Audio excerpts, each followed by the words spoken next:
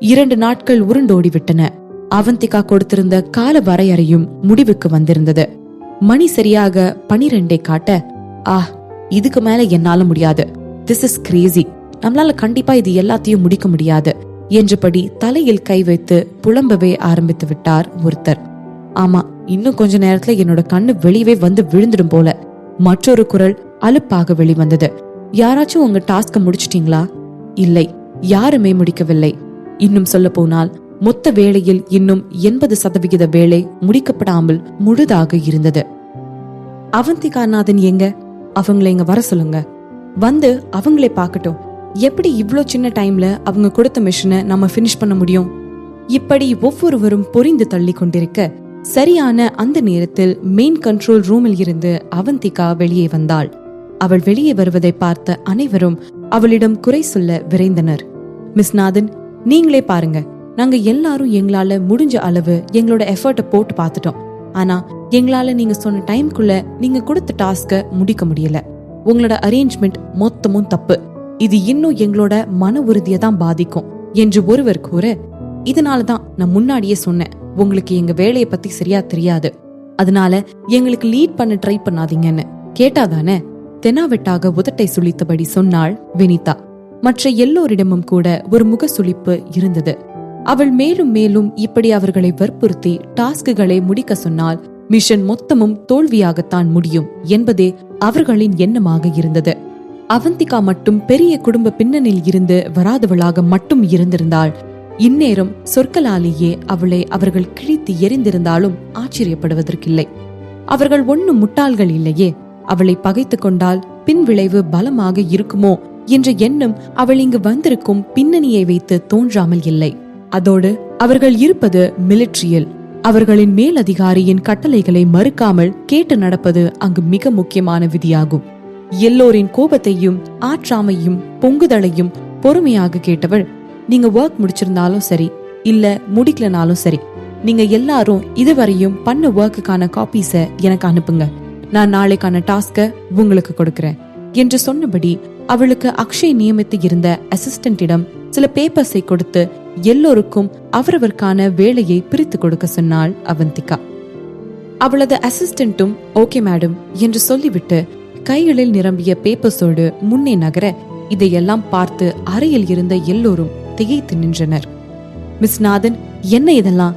நாங்க எல்லாம் இன்னும் நீங்க ஆல்ரெடி கொடுத்த அசைன்மெண்ட்டையே முடிக்கல, அதுக்குள்ள நீங்க எங்களுக்கு அடுத்த அசைன்மெண்ட் கொடுக்கறீங்க? அதிருப்தியாகவும் கோபமாகவும் வெளிவந்தது ஒரு குரல். நீங்க என்னதான் பண்ண பிளான் பண்ணிருக்கீங்க மிஸ் நாதன்? இது மிலிட்ரி, இது ஒன்னும் ஏதோ ஆபீஸ் கிடையாது. இங்க நீங்க நினைச்சது எல்லாம் பண்ணிட்டு இருக்க முடியாது. சிறு கண்டிப்பாய் தாங்கி வெளிவந்தது அடுத்த குரல். உங்களுக்கு மிலிட்ரி எப்படி ஆபரேட் ஆகுதுன்னே தெரியல. நீங்க எப்படி ஒண்ணுமே தெரியாம நீங்க பாட்டுக்கு ஏதோ ஒண்ணு செய்யலாம்? அது அடுத்த குரல். லீடர் அக்ஷய் எங்க? அவரே வந்து பாக்கட்டும் அவரோட டெக் டீம் என்ன நிலைமையில இருக்குன்னு. ஃபுல் ஆஃப் வேஸ்ட் சுணக்கங்களோடு வெளிவந்தது அடுத்த குரல். மொத்தத்தில் 2 நாட்களாக அடக்கி வைத்திருந்த எல்லாத்தையும் வெடித்து வெளியே சிதறவிட்டிருந்தார்கள் அந்த டெக் டீமை சேர்ந்த அனைவரும். அவர்களுக்கு அவந்திகாவின் செயல்பாடுகளும் வரையறைகளும் மிகவும் பைத்தியக்காரத்தனமாக தெரிந்தது. இன்னும் நாம ஒரு அசைன்மெண்ட்டையே முழுசா முடிக்கல, அதுக்குள்ள அதை அப்படியே விட்டுட்டு அடுத்த அசைன்மெண்ட்டுக்கு போக சொல்லுது இந்த அம்மா என்று அவர்கள் எல்லோரின் மனதும் கொதித்து கொண்டிருந்தது. மிஸ் நாதன், தயவு செஞ்சு இப்ப நீங்க கொடுத்திருக்க டாஸ்க பகல்ல செஞ்சுட்டு நீங்க முதல்ல கொடுத்த டாஸ்க நைட்டு முழுக்க உட்கார்ந்து செய்யணும்னு மட்டும் சொல்லாதீங்க. முகத்தை சுருக்கியபடி வெடுக்கென சொன்னாள் வினிதா. நீங்க எல்லாரும் இதுவரையும் எவ்வளவு முடிச்சிருக்கீங்களோ அதோட காப்பீஸ என்கிட்ட கொடுத்துட்டு இன்னைக்கு ஃபுல்லா லீவ் எடுத்துக்கோங்க. நாளையில இருந்து அடுத்த ஒர்க்க ஸ்டார்ட் பண்ணிக்கலாம். இதனால ஏதாச்சும் பிரச்சனை வந்தா அதுக்கு நான் பொறுப்பேத்துக்கிறேன். பொறுமையாக எடுத்துரைத்தாள் அவந்திகா. அதெப்படி நீங்க பொறுப்பேத்துப்பீங்க? நீங்க வெறும் சிவில் சர்வீஸ் ஏஜென்ட் தான், நீங்க ஒன்னும் மிலிட்டரி ஆபீசர் கிடையாது. இறுதியாக பொறுக்கவே முடியாமல் வெடித்து விட்டான் ஒருவன். இதற்கு அவந்திகா பதில் கூறும் முன்பே, அப்போ நான் பொறுப்பேத்துக்கிட்டா ஓகேவா என்று மிதுன் சந்திரனின் குரல் திடீரென அறைக்குள் வந்து எங்கும் ஒலித்தது. இதை கேட்ட எல்லோரும் அதிர்ச்சியாகி திரும்பி மிதுனை திரும்பி பார்த்தார்கள். அவன் உடலை ஒட்டி அடங்கி இருந்த மிலிட்டரி உடையில் அவனது கம்பீரம் இந்தா பார்த்துக்கொள் என கம்பீரமாக எழுந்து நின்றது. அவனது உடை அவனுக்கெனவே தைத்தது போல் பொருந்தி போயிருந்தது. அவனுக்கு பின் அக்ஷயும் விஜயும் நின்று கொண்டிருந்தனர். அவனை பார்த்தவுடன் போய் அவனை சூழ்ந்து கொண்டனர் அனைவரும். மேஜர் சந்திரன், இவங்களுக்கு ஒரு கம்ப்யூட்டர் கூட எப்படி ஆபரேட் பண்ணணும்னு தெரியல, நீங்களே பாருங்க என்று அவந்திகாவை சுட்டி காட்டியபடி ஒருவன் ஆற்றாமையால் பொங்க அவனை நோக்கி தனது கையை உயர்த்தி நிறுத்து என்பது போல் சொன்ன மிதுன், எனக்கு தெரியும், அழுத்தமாக சொன்னான் மிதுன் சந்திரன். தெரிஞ்சும் ஏன் இவங்களை இப்படி ரூல்ஸ் எல்லாம் போட அலோவ் பண்றீங்க? இது மிலிட்ரி, இது ஒன்னும் குழந்தைங்க விளையாடுற பிளே கிரவுண்ட் கிடையாது என்று அவன் ஆதங்கமாக கூற, அதேதான் நானும் கேக்குறேன். இது மிலிட்ரின்னு தெரிஞ்சிருந்தோம் ஏன் இப்படி அவங்க போடுற ஆர்டர்ஸ் எல்லாத்தையும் இப்படி வெளிப்படையா எதிர்க்கிறீங்க? இந்த கேள்வியை மிதுன் கேட்டதும் அந்த அறையில் இருந்த சலசலப்பு நீங்கி அறையே மௌனத்தை தத்தெடுத்து கொண்டது. நான் மிஸ் நாதன் கிட்ட உதவி கேட்டதுக்கு காரணம் அவங்களோட ஆற்றல் மேல எனக்கு நிறைய நம்பிக்கை இருக்கு. அவங்க இந்த மாதிரி அரேஞ்ச்மெண்ட்ஸ பண்ணிருக்காங்கன்னா அதுக்கு கண்டிப்பா ஒரு வலுவான காரணம் இருக்கும். நீங்க அவங்களுக்கு கொடுக்க வேண்டிய ஒரே விஷயம் கோஆபரேஷன் மட்டும்தான்.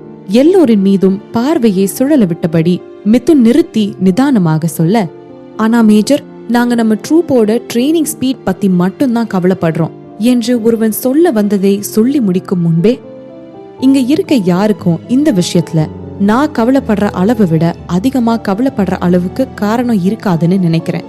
சிறு சிரிப்போடு கூறினான் மிதுன். அதென்ன கவலைப்பட வேண்டிய ஆள்? அவருக்கே கவலை இல்லாத பொழுது நாம ஏன் இப்படி கவலைப்பட வேண்டும் என்று வீம்பு எழுந்தது அவன் முன்பு நின்று இருந்த எல்லோருளும். மேஜர் சொல்றது சரிதான். நீங்க எல்லாரும் முதல்ல மிஸ் நாதன் மேல நம்பிக்கை வைக்கணும். அவங்களோட ஆர்டர்ஸ ஒபே பண்ணி உங்களோட பெஸ்ட் கொடுங்க. விஜய் அவந்திகாவிற்கான தன்னுடைய ஆதரவான வார்த்தைகளை முன்வைத்தான். That's right. நாம நம்ம மேஜர் மேல நம்ம முதல்ல நம்பிக்கை வைக்கணும். அவர் டேலண்ட் இல்லாத ஒருத்தரை கண்டிப்பா இவ்வளவு கிரிட்டிக்கலான சிச்சுவேஷன்ல உள்ள கூப்பிட்டுட்டு வந்திருக்க மாட்டாரு. மிதுனுக்கான தனது ஆதரவான வார்த்தைகளை முன்வைத்தான் அக்ஷய். மேலதிகாரிகள் மூவரும் இப்படி கூறிவிட அங்கிருந்தவர்களால் மேற்கொண்டு என்ன கூற முடியும்? ஃபைன், இதுதான் விஷயம்னா நாங்க அதை ஃபாலோ பண்றோம் மேஜர். இப்போ நாங்க கிளம்புறோம் என்றான் ஒருத்தன். Okay, and thank you so much for all your hard work. கடந்த சில வாரங்கள் ரொம்ப ஹார்டா போச்சுன்னு எனக்கு தோணுச்சு என்றபடி அவர்களுக்கு நன்றி சொல்லி தேற்றவும் மறக்கவில்லை மிதுன் சந்திரன். ஒரு வழியாக எல்லாம் முடிந்து கூடியிருந்த அனைவரும் சென்றுவிட அவந்திகாவும் இன்னும் சிலரும் மட்டும் அந்த அறையில் இருந்தனர். அண்ணி, உங்களுக்கு எல்லாம் ஓகே தானே? எனக்கே புரிஞ்சுது டீம்ல யாரும் உங்களை சரியா நடத்தல என்று அவன் தயக்கமாக கேட்க, ஐ எம் ஃபைன் என்றாள் அவந்திகா தலையை அசைத்தபடியே. இப்படி ஒரு சிறு எதிர்ப்பிற்கே சோர்ந்து போகும் அளவிற்கு அவள் பலவீனமானவள் ஒன்றும் இல்லையே. அதோடு அடுத்தவர்கள் அவளை பற்றி என்ன நினைக்கிறார்கள் என்று அவள் கண்டு கொண்டதும் கிடையாது. சில நிமிட யோசனைக்கு பிறகு அவள், நீங்க எல்லாருமே உண்மையாலுமே என் மேல இவ்வளவு நம்பிக்கை வச்சிருக்கீங்களா என்று கேட்டாள். ஆஃப் கோர்ஸ் என்றான் மிதுன் மென்மையாக சிரித்துக் கொண்டே. ஆனா ஏன்? அவளுக்கு புரியவில்லை. ஏன் அவள் ஒரு பார்வையாளராக இருந்திருந்தால் கூட அவள் இன்று நடந்து கொண்ட நடவடிக்கைகளுக்கு பிறகு நிச்சயம் கேள்விகள் எழுந்திருக்கும் அவளுள். அப்படி இருக்க தன்னை இவர்கள் 3 பேரும் ஏன் இப்படி கண்ணை மூடிக்கொண்டு நம்புகிறார்கள் என்று யோசித்தாலும் அவளுக்கு சுத்தமாக அதற்கான விடை மட்டும் பிடிபடவே இல்லை. மிதுனும் அவளது கேள்விக்கு பிறகு 2 வினாடிகள் அமைதியாக இருந்தவன், ஏன்னா அண்ணா உங்களை நம்புறாரு என்றான். இந்த மாதிரியான ஒரு பதிலை அவந்திகா யூகித்து கூட இருக்கவில்லை. அதனால என்னவோ மிதுனின் அந்த பதில் அவளுக்கு பெருத்த ஆச்சரிய அதிர்ச்சியை ஏற்படுத்தியது. அவளது திகைப்பை பார்த்து சிரித்த மிதுன், அண்ணா உங்களை ரொம்ப நம்புறார் அண்ணி, அதனால நானும் அதையே பண்றேன் என்றான் இயல்பு போல். அப்படி என்றால் அனைத்திற்கும் காரணம் ரவி அவள் மீது வைத்திருக்கும் காரணம்தான் என்று புரிந்து கொண்ட அவந்திகா, கண்டிப்பா உங்க 2 பேர் நம்பிக்கையையும் என்னைக்குமே நான் பாழாக்க மாட்டேன் என்று சொன்னவளின் கண்களின் ஓரம் துடித்ததோ. எனக்கு தெரியும் அண்ணி. அண்ணி, ரொம்ப லேட் ஆகிடுச்சு, நீங்க ஹாஸ்டல் போய் ரெஸ்ட் எடுத்துக்கலாமே என்று அறிவுறுத்தினான். எனக்கு இன்னும் முடிக்க வேண்டிய கொஞ்சம் வேலைகள் இருக்கு, அதனால நீங்க எல்லாரும் கிளம்புங்க, நான் கொஞ்ச நேரம் கழிச்சு வரேன் என்றாள் அவந்திகா. ஆனா என்று மிதுன் ஏதோ சொல்ல வர, இன்னும் கொஞ்சம் அதிக நேரம் கூட எடுக்கலாம் என்றாள் அவந்திகா. ஓகே அண்ணி, வெளியே ஆளுங்க இருப்பாங்க, உங்களுக்கு ஏதாச்சும் வேணும்னா அவங்க கிட்ட கேளுங்க என்றான். அதோடு மிதுன், அக்ஷய், விஜய் என மூவரும் விடை பெற்றுக் கொண்டு கிளம்பிவிட்டார்கள். இறுதியாக அவந்திகா மட்டும்தான் அந்த பெரிய அறையில் இருந்தாள். அவளது கண்கள் காலியாக இருந்த அந்த லேம்பை சுற்றி நோக்கியது. அதன் பிறகு அங்கு இருந்த கணினி முன் அமர்ந்து அவளது வேலையை பார்க்க ஆரம்பித்து விட்டாள் அவந்திகா. டெக்னீஷியன்ஸ் எல்லோரும் போவதற்கு முன் அவர்கள் செய்த வேலையின் காப்பியை கொடுத்துவிட்டுதான் சென்று இருந்தனர். அவள் அதையெல்லாம் பயன்படுத்தி அவளது வேலையை செய்ய ஆரம்பித்தாள். அடுத்த நாள் அழகாக விடிய பகலவன் மெல்ல மெல்ல தனது ஒளியை பாய்ச்சலாம் என்ற எண்ணத்தோடு மெதுவாக மேலே எழும்பிக் கொண்டிருந்தார். மிலிட்டரி மணி அடிக்க சோல்ஜர்ஸ் எல்லோரும் ஒரு புதிய நாளை எதிர்கொள்ள பட்டென அவரவர் படுக்கையை விட்டு எழுந்து அமர்ந்தனர். அவந்திகா ஜன்னலின் அருகே நின்று கொண்டு மிதுனின் ட்ரூப் காலையிலேயே பயிற்சிகளை துவங்கி இருப்பதை பார்த்தாள். அவள் இங்கு வந்த இந்த சில நாட்களிலேயே இந்த கேம்பில் இருக்கும் உயிர்ப்பு வெகுவாக பிடித்து இருந்தது. அதுவும் அந்த ராணுவ வீரர்களுக்குள் இருந்து வெளிப்பட்ட அந்த நிமிர்வு, அந்த கடமை உணர்ச்சி, அந்த ஒழுக்கம், அந்த உயிர்ப்பு எல்லாம் சேர்த்து அவளை மிகவும் ஈர்த்து இருந்தது. இதையெல்லாம் தாண்டி இங்கு வேலை செய்வதே அவளுக்கு ஒரு நிறைவை தந்தது. அடுத்த சில நேரத்திற்கு பிறகு டெக் டீமை சேர்ந்த ஆட்கள் எல்லோரும் லேபிற்குள் நுழைய ஆரம்பித்து விட்டனர். இந்த லேபினுள் வேலை செய்ய உள்ளே நுழைந்தவர்களும் அவர்களது ட்ரூப்பிற்காக அரும்பாடுபட்டு வேலை பார்ப்பவர்கள்தான். ஆனால் இன்று ஏனோ சிறு எரிச்சலோடும் அதனால் உண்டான முக சுணக்கத்தோடும் உள்ளே நுழைந்து இருந்தனர் அனைவரும். அதற்கு அவந்திகாவின் வேலைப்பாடுகள் காரணம். இன்னும் முதல்ல கொடுத்த டாஸ்கே முடிக்காம இருக்கு, அதுக்குள்ள அடுத்த டாஸ்க் கொடுத்தா என்ன அர்த்தம் என்ற எண்ணமே அவர்களது முக சுணக்கத்திற்கும் முதற் காரணமாக இருந்தது. நேற்று நடந்தவற்றை அவர்களின் மனம் அசை போட்டது. அவர்களது மேஜர் அவரது சொந்த பயனுக்காக இப்படி அவருடைய பதவியை தவறாக பயன்படுத்துகிறாரா என்ற எண்ணமே அங்கு இருந்த பலரின் மனதிலும் இருந்தது. அந்த நேரம் சிலர் வேகமான நடையுடன் லேபினுள் நுழைந்தனர். அதில் முன்னால் மிதுன் இருக்க, பின்னாடி விஜயும் அவனது ஆட்களும் இருக்க, அவர்களுக்கும் பின்னால் சில ஆபீசர்ஸ் இருந்தார்கள். அவர்கள் இன்டர்னல் அஃபேர்ஸ் டிபார்ட்மெண்டை சேர்ந்தவர்கள். அவர்கள் ஏன் வந்து இருக்கிறார்கள் என்று அவர்கள் உள் நுழைந்த அடுத்த நொடி அனைவருக்கும் தெளிவாக புரிந்தது. அவந்திகா எங்க? அவசரமாக கேட்டான் மிதுன். அவங்க இன்னும் வரல. உடனேயே பதில் வந்தது அங்கு இருந்த ஒருவரிடம் இருந்து. Who is looking for me?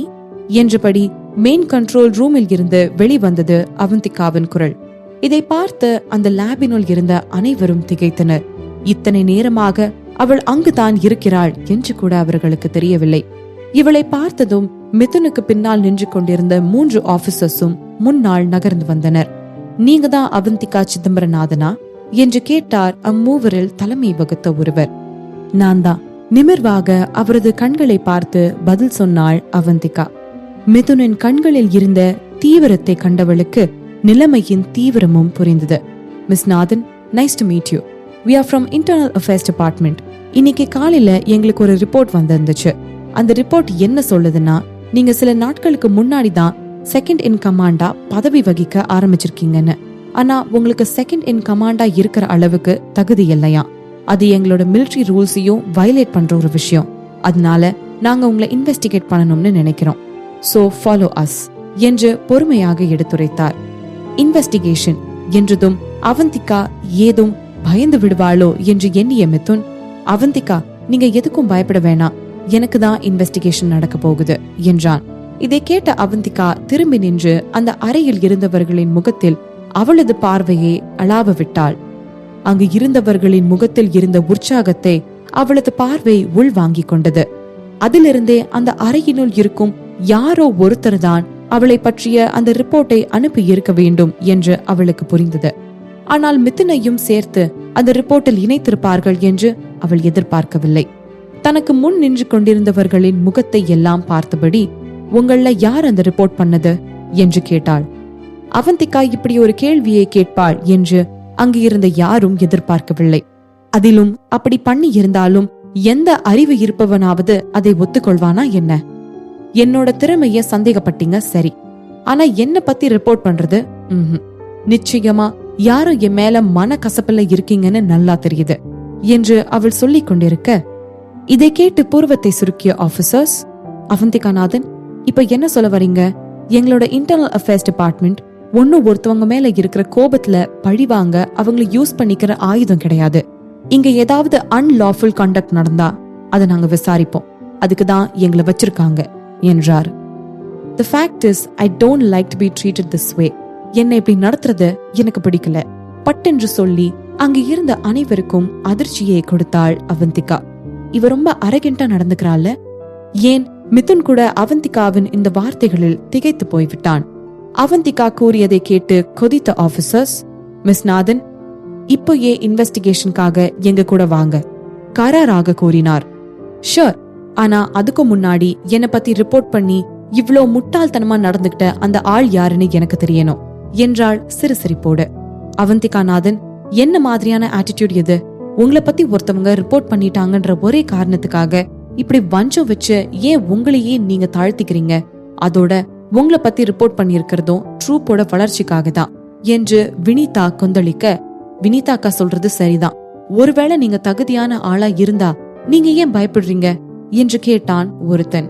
இதுல இருந்தே தெரியல அவ இந்த போஸ்டுக்கு தகுதியே இல்லாதவன்னு எள்ளலாக வெளிவந்தது இன்னொரு குரல். அதான, இவ எதுக்கு பயப்படணும் என்று இன்னொருத்தனும் கேட்டு வைக்க, சத்தமாக சிரித்தபடி, பயப்பட்டனா? நான் மறுபடியும் சொல்றேன், இந்த மொத்த விஷயமும் சுத்த முட்டாள்தனமா தான் எனக்கு தெரியுது என்றாள் இன்னும் உதட்டில் ஒட்டி இருந்த சிரிப்புடன். முட்டாள்தனமா? அறையே அதிர்ந்து நின்றது. பெரிதாக சிரித்த வினிதா, உங்க ரிப்போர்ட்டுக்கு பின்னாடி இருக்கிற உண்மையை மறைச்சு நீங்க தான் முட்டாள்தனமா நடந்துக்கிறீங்க அவந்திகா, நேரடியாகவே சொல்லிவிட்டாள் வினிதா. அவளை கூர்மையாக பார்த்த அவந்திகா, அப்போ நீங்க தான் என்ன பத்தி ரிப்போர்ட் பண்ணீங்களா? இவளும் நேரடியாகவே கேட்டுவிட்டாள். இதை கேட்டு அதிர்ச்சி அடைந்த வினிதா, இது பொய்ப்பழி என்றாள் திணறிக்கொண்டே. இருக்கட்டும், ஆனா ஒண்ணு மட்டும் சொல்றேன், உங்கள யார் இந்த ரிப்போர்ட்டை கொடுத்து இருந்தாலும் சரி, இது முட்டாள்தனமானது மட்டும் இல்ல, இது எனக்கு உங்க அறியாமைய நினைச்சு சிரிப்பத்தான் ஏற்படுத்துது என்றாள் சிரித்துக்கொண்டே. நீங்க இப்ப உங்களை காப்பாத்திக்க போட்டுட்டு இருக்கீங்களே ஒரு டிராமா, அதுதான் எங்களுக்கு சிரிப்பை ஏற்படுத்துது என்றே சொல்லிவிட்டான் ஒருத்தன். அதோடு நிறுத்தாமல், சொல்லுங்க, உங்களுக்கு சிரிப்பு வர அளவுக்கு இந்த ரிப்போர்ட்ல என்ன இருக்குன்னு என்று வேறு அவந்திகாவை பார்த்து கேட்டு வைத்தான். சொல்றதென்ன, காமிக்கவே செய்றேன் என்று சொல்லிவிட்டு மீண்டும் மெயின் கண்ட்ரோல் ரூமை நோக்கி நடையை போட்டாள் அவந்திகா. அவள் அப்படி என்னத்தை காண்பிக்க போகிறாள் என்ற ஆர்வம் எல்லோரது கண்களிலும். அப்பொழுது திடீரென நடு லேபில், அதாவது எல்லோரும் நின்று கொண்டிருக்கும் லேபில் உள்ள ராட்சச பெரிய திரை உயிர் பெற்றது. அதில் அவர்கள் எல்லோரும் நேற்றே செய்து முடித்திருக்க வேண்டிய மென்பொருள் முழுமை பெற்று காட்டப்பட பார்த்து கொண்டிருந்தவர்களின் கண்கள் எல்லாம் ஆச்சரியத்திலும் அதிர்ச்சியிலும் விரிந்தது. இது எப்படி சாத்தியம்? அவர்களுக்கு புரியவில்லை. அவர்களும் அந்த வேலையை முடிக்கவில்லை. இரவோடு இரவாக மீதம் இருந்த 80% வேலையையும் முடிக்க நிச்சயமாக ஒரு மனிதனுக்கு சாத்தியம் கிடையாது. இதையெல்லாம் தான் அந்த மென்பொருள் எந்த ஒரு சிறு தவறும் இன்றி இயங்கிக் கொண்டிருந்தது. அதில் போர் முறைகள் உண்மை போலவே காட்டப்பட்டு கொண்டிருந்தன. தாங்கள் முடிக்காத வேலையை அவந்திகா முடித்து விட்டாளா? அதுவும் இவ்வளவு சீக்கிரத்திலா? இம்பாசிபிள் என்று முணங்கினாள் வினிதா. மிஸ் நாதன், எப்படி இத பண்ணீங்க என்று கேட்ட விஜயின் வார்த்தைகள் அதிர்ச்சியாகி சில என நின்று கொண்டிருந்த மற்ற ஆட்களை உயிர்ப்பித்தது. அப்பொழுதுதான் தனது அறையில் இருந்து வெளியே வந்து கொண்டிருந்த அவந்திகா, மிச்ச வேலை எல்லாத்தையும் நான் நேத்து நைட்டு தான் முடிச்சேன் என்றாள் நிதானமாக. இம்பாசிபிள், அதுக்கு வாய்ப்பே இல்ல. இந்த முறை வாய்க்குள் முணங்காமல் சத்தமாகவே சொன்னாள் வினிதா. அதெப்படி உங்களால நைட்டுக்குள்ள மொத்த வேலையையும் முடிச்சிருக்க முடியும்? நாங்க பினிஷ் பண்ணி கொடுத்துட்டு போனதே வெறும் 20% தானே. அப்புறம் எப்படி நீங்க மட்டும் தனி ஆளா இருந்து மொத்த வேலையும் முடிச்சிருக்க முடியும்? தட்ஸ் இம்பாசிபிள் என்று வினிதா சொல்ல, வினிதாக்கா சொல்றதுலயும் பாயிண்ட் இருக்கு என்றபடி கூட்டம் அவளது சந்தேகத்தை பங்கு போட்டுக் கொள்ள ஆரம்பித்தது. அவர்களுக்கு எல்லாம் அவந்திகா ஏதோ ஏமாத்து வேலை செய்துதான் இதை செய்கிறாள் என்றே தோன்றியது. அவர்களின் கண்களுக்கு முன்னால் உண்மை இருந்தும் அவர்களால் அதை உண்மை என்று ஏற்றுக்கொள்ள முடியவில்லை. ஆனா உங்களுக்கு இதெல்லாம் எதுவுமே தெரியாதுன்னு நாங்க நினைச்சோம். கூட்டத்தில் இருந்த ஒருத்தன் இன்னும் நம்ப முடியாமல் சொன்னான்.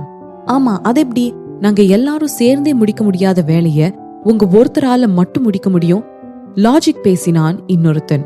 அவர்கள் எல்லோரின் மொத்த ஆற்றலையும் சேர்த்து இருக்கும் ஆற்றலை அவந்திகா ஒருத்தியிடம் மட்டும் இருக்கும் ஆற்றல் ஈடுகட்டுவதோடு நிறுத்தாமல் அதை கடந்தும் அதிகமாக இருக்கின்றது என்று காட்டுவதை தானே அவளின் இந்த வேலை சித்தரிக்கிறது. ஆனால் அதெப்படி சாத்தியம்? சாத்தியம் இல்லை என்றுதான் அங்கு இருந்த அனைவரும் நம்பினர். இந்த மாதிரியான ஒரு மனுஷியும் இவ்வுலகில் இருக்க கூடுமோ? அப்படி இது உண்மையா இருந்தால் இந்த மாதிரியான அபூர்வ ஆற்றல் உள்ள மனுஷி இப்போ உலகில் வாழ்ந்து கொண்டிருந்தால் இந்நேரம் உலக புகழ் பெற்றவளாக அல்லவா இருந்திருப்பாள். ஆனால் இதற்கும் முன் அவளை பற்றி அவர்கள் கேள்விப்பட்டது கூட கிடையாதே. இதையெல்லாம் தாண்டி அவள் இந்த மென்பொருளை உருவாக்குவதை அவர்கள் அவர்களது கண்ணார காணவில்லையே, அப்புறம் எதற்கு நம்ப வேண்டுமாம்? அதெல்லாம் நம்ப முடியாது என்று முடிவோடு இருந்தனர் அனைவரும். ஆனால் அவர்களை நம்ப வைக்க, விளக்கம் அளிக்க எல்லாம் அவந்திகா எந்த முயற்சியையும் எடுப்பதாயில்லை. இது நம்புறதும் நம்பாததும் உங்களோட விருப்பம், இத பத்தி நான் கவலைப்பட போறதும் இல்ல, ஆனா இதுதான் உண்மை என்று சொல்லிவிட்டு எல்லாவற்றையும் சொல்லி ஆகிவிட்டது, இனி உங்கள் பாடு என்பது போல் நின்று கொண்டிருந்தாள் அவந்திகா. எங்களுக்கு சர்வேலன்ஸ் வீடியோவை காமிங்க, அதை பார்த்த பின்னாடி நாங்க நம்புறோம் என்றாள் வினிதா. பாத்துக்கோங்க, அலட்டிக் கொள்ளாமல் சொன்ன அவந்திகா அவளுக்கு வலது பக்கம் நின்று கொண்டிருந்த இன்டர்னல் அஃபேர்ஸ் ஆபீசர்ஸிடம் திரும்பி, இன்வெஸ்டிகேஷனுக்கு கூப்பிட்டீங்கல்ல, வாங்க போகலாம் என்றாள். இதை கேட்ட ஆபீசர்ஸ் ஒருவர் முகத்தை ஒருவர் பார்த்து கொண்டனர். இனியும் அவளுக்கு இங்க செகண்ட் இன் கமாண்ட் பதவியில் இருக்க தகுதி இருக்கா இல்லையா என்று பரிசோதிக்க வேண்டுமா என்ன? என்ன பேசுறீங்க? அவந்திகாவோட எபிலிட்டி தான் நம்ம கண்ணு முன்னாடி இருக்கே, இனியும் இன்வெஸ்டிகேஷன் பண்றது வேஸ்ட் ஆஃப் டைம் தான் ஆர்ப்பாட்டமாக சொன்னான் விஜய். அவந்திகாவை பார்த்து கொண்டிருந்த விஜய், மிதுன், அக்ஷய் என மூவரின் கண்களிலுமே மகிழ்ச்சி தாண்டவம் ஆடிக்கொண்டிருந்தது. அவந்திகா இத்தகைய பெரிய ஆச்சரியத்தை அவர்களுக்கு அளிப்பாள் என்று அவர்கள் மூவருமே நினைத்திருக்கவில்லை. இது சும்மா போகிறவனுக்கு கிடைத்த வரம் போல் அல்லவா? நான் ஏன் சிசிடிவி ஃபுட்டேஜ் ஒரு தடவை பார்க்க கூடாது என்று கேட்ட மிதுனின் குரலில் தீவிரம் இருந்தாலும் உதட்டிலும் கண்களிலும் சிரிப்பு இருந்தது. இந்த ஆபீசர்ஸ் சரி என்றபடி தலையை அசைக்க தனது ஆட்களிடம் நேற்று இரவுக்கான சர்வேலன்ஸ் ஃபுட்டேஜை காண்பிக்க சொன்னான். உண்மை எல்லோருக்கும் வெளிப்படுத்தப்பட்டது. நேற்று எல்லோரும் சென்ற பிறகு அடுத்த வினாடி அவள் கணினியின் முன் சென்று அமர்ந்தாள். அவளது முகத்தில் இருந்த தீவிரம் ஓடிக்கொண்டிருந்த திரையிலும் தெரிந்தது. ஒரு கணினியில் அமர்ந்தவள் அதில் ஏதோ படபடவென கீபோர்டில் தட்டிவிட்டு அடுத்த வினாடி பக்கத்தில் இருந்த கணினிக்கு தாவி அங்கும் கீபோர்டை படபடவென தட்டினாள். அவந்திகா வேலை செய்து கொண்டிருந்த கணினியின் திரையில் எதுவும் தெளிவாக தெரியவில்லை என்றாலும் எல்லா வேலையும் ஒத்தை ஆளாக இருந்து செய்தது அவள்தான் என்பது மட்டும் எல்லோருக்கும் தெளிவாக தெரிந்தது. அத்தனை பேர் சேர்ந்து செய்ய முடியாத வேலையை அவந்திகா ஒரே ஆளாக செய்து முடித்திருக்கிறாள். அதுவும் அவளது அசூர வேகமாக இருந்தது. யோசிப்பதற்கு என கூட அவளுக்கு நேரம் தேவைப்படவில்லை. இந்த வீடியோ ஃபுட்டேஜ் மட்டும் அங்கு இருப்பவர்களுக்கு ஒளிபரப்பாமல் இருந்திருந்தால் இதை நான் தான் செய்தேன் என்று அவந்திகா கற்பூரம் அணைத்து சத்தியம் செய்திருந்தாலும் நம்பி இருக்க மாட்டார்கள். இதையெல்லாம் பார்த்த வினிதாவிற்கு முகத்தை எங்கே கொண்டு போய் வைத்துக் கொள்வது என்று தெரியவில்லை. அவளது முகம் வெளுத்த வெளுப்பில் அதை எடுத்து ஒரு ஓவியத்தையே தீட்டிவிடலாம் போலும். இப்படியும் கூட ஒரு மனுஷியால் இருக்க முடியுமா? விழியை விழித்துக் கொண்டிருந்த வினிதாவின் மூளைக்குள் இவ்வெண்ணம் ஓடியது. அவந்திகாவும் அங்கு குடும்ப பின்னணியால் உயர் பதவியில் அமர்ந்திருக்கும் மற்றவர்களை ஒத்து வந்தவள் என்றுதான் அவர்கள் நினைத்துக் கொண்டிருந்தார்கள். ஆனால் அவர்களின் கற்பனைக்கும் எட்டாத ஆற்றலை அவளில் கொண்டிருப்பவள் என்று அவர்களுக்கு இன்று தானே தெரிகிறது. எல்லோரும் ஒவ்வொரு வகையான உணர்ச்சியின் பிடிகளில் சிக்கி இருக்க வீடியோ முடியும் முன்னரே, அவந்திகா, நீங்க எப்படி இவ்வளவு தீயா வேலை பாக்குறீங்க? You are scarily good, you are like god என்றான் விஜய் ஆச்சரியத்தில் வெளியே வந்து விழுந்து விடும்படி. விஜய் சொல்றது ரொம்ப சரி மிஸ் நாதன், நீங்க இந்த அளவுக்கு டேலண்டா இருப்பீங்கன்னு நான் கொஞ்சம் கூட நினைச்சு பார்க்கல என்றான் அக்ஷய். ஆனால் அவந்திகாவின் ஆற்றல் இதைவிட இன்னும் மேலானது. அவளின் முழு ஆற்றலை இன்னும் இங்கு யாருமே பார்த்திருக்கவில்லை என்பதே உண்மை. மற்ற எல்லோரும் அவளை ஏதோ கடவுளை பார்ப்பது போல் பார்த்து வைத்தார்கள். அவளின் ஆற்றலை பார்த்தவளுக்கு அவளை மனித இனத்தோடு ஒப்பிடும் தைரியம் துளி கூட வரவில்லை. பின்ன ஒரு சாதாரண மனிதனால் செய்ய முடியாத காரியத்தை செய்திருப்பவளை மனித வரிசையில் எப்படி சேர்ப்பது? நான் பெருசாலாம் ஒண்ணும் பண்ணல. நீங்க எல்லாரும் ஒர்க் பண்ண நேரத்துல இந்த ஒர்க் எந்த மாதிரி எல்லாம் பண்ணலாம்னு நான் அனலைஸ் பண்ணிட்டு இருந்தேன். வேலையோட டெக்னிக்க புரிஞ்சுக்கிட்டேன். அதுக்கு அப்புறம் இதை இம்ப்ளிமெண்ட் பண்ணேன், அவ்வளவுதான் என்றாள் அவந்திகா. அவ்வளவுதானாம். அதனால் தானாம் அவளால் சீக்கிரமாவே வேலையை முடிக்க முடிந்ததாம். ஆனால் அவள் சொல்லும் ஒப்பு சப்புகளை எல்லாம் கேட்கும் மனநிலைமைக்கு அங்கு யாரும் இன்னும் வரவில்லை. அவள் மீது அவர்கள் கொண்டிருந்த ஆச்சரிய பார்வையும் துளி கூட குறையவில்லை. ஆனாலும் miss Nathan, you are incredible. நாங்க தான் கண்ணு முன்னாடியே இருந்த உங்களோட டேலண்ட பார்க்க முடியாத குருடங்களா இருந்துட்டோம். என்ன மன்னிச்சிருங்க, நான் முன்னாடி பேசினதுக்கெல்லாம். முகத்தை தொங்க போட்டபடி மன்னிப்பு கேட்டான் ஒரு டெக்னீஷியன்.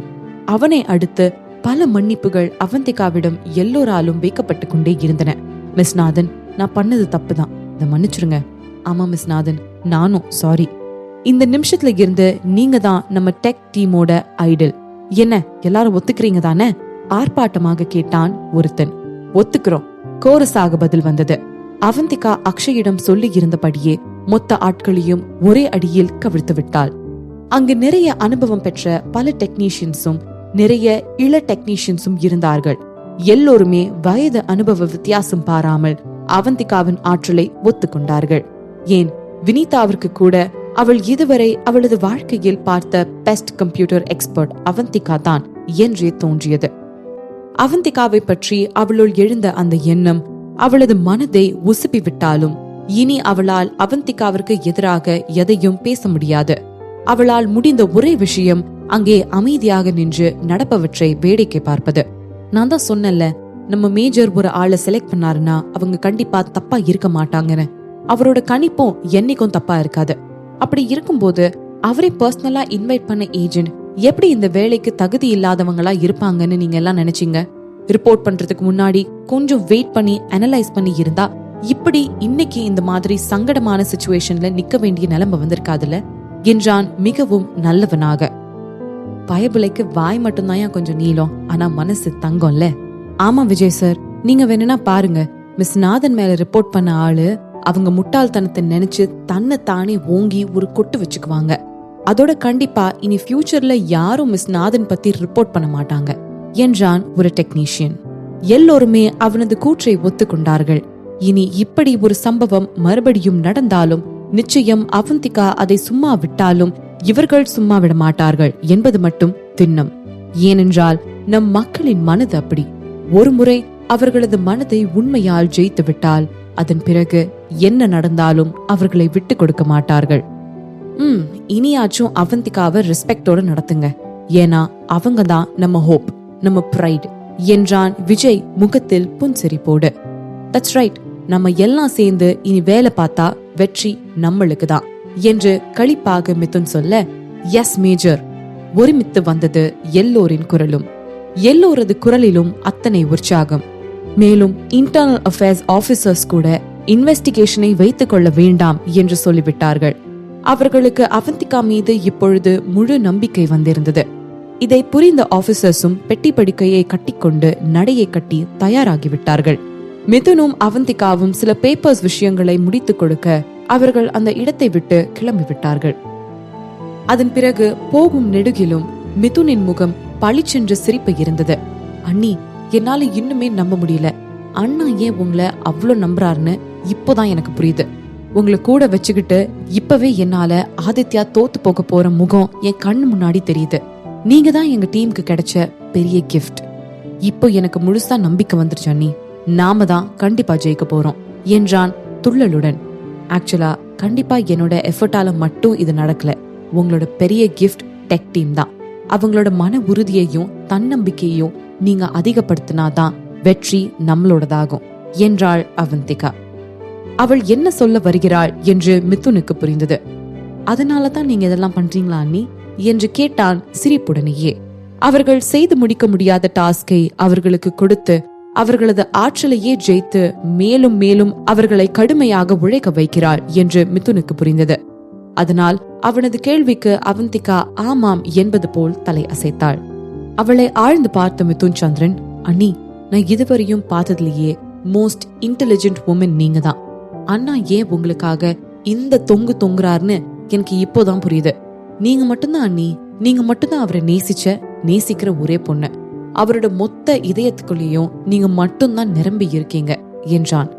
ஒவ்வொரு முறையும் ரவியை பற்றி இது போன்ற சொற்களை உதிர்க்க மிதுன் தவறியதில்லை. இந்த சிந்தனையோடு மிதுனை ஆழ்ந்து பார்த்த அவந்திகா, நான் இப்ப போய் ரெஸ்ட் எடுக்கிறேன், நீங்க போய் அடுத்த ஃபேஸோட ட்ரைனிங் ஸ்டார்ட் பண்ணுங்க, அதுக்கான சாஃப்ட்வேரும் சீக்கிரமா ரெடி ஆகிடும் என்றாள். ஆல்ரைட் அண்ணி, தேங்க்யூ ஃபார் எவ்ரிதிங், மித்ததெல்லாம் நான் பாத்துக்கிறேன் என்றான்.